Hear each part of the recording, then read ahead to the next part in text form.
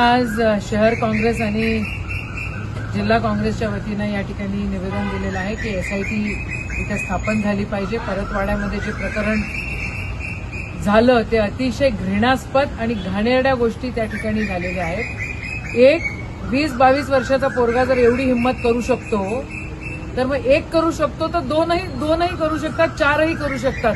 आणि आता ही जी युवा पिढी आहे त्यांच्याकडे ते स्नॅपचॅट काय भानगडी आहेत त्या सगळ्या भानगडी सायबर सेलनी, खरं सायबर सेल एवढं ऍक्टिव्ह पाहिजे.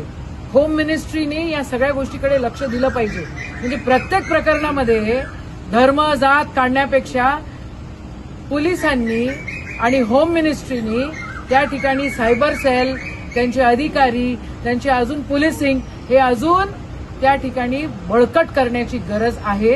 आणि या ठिकाणी कारवाया होत आहेत.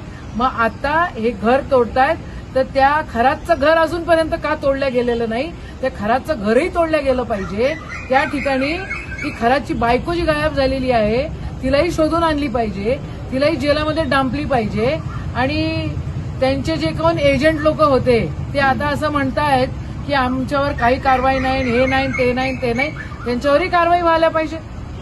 जे जसं भाईंनी विधान परिषदेत म्हटलं होतं की खरात कोणाकोणाच्या घरात, तर कोणाकोणाच्या घरात हेही शोधून काढलं पाहिजे. परतवाड्याच्या प्रकरणामध्ये एसआयटी दाखल झाली पाहिजे आणि नाशिकच्या प्रकरणामध्ये ज्यांच्या घरात खरात पोचलेला आहे त्यांच्या सगळ्यांवर कारवाई झाली पाहिजे. जय हिंद.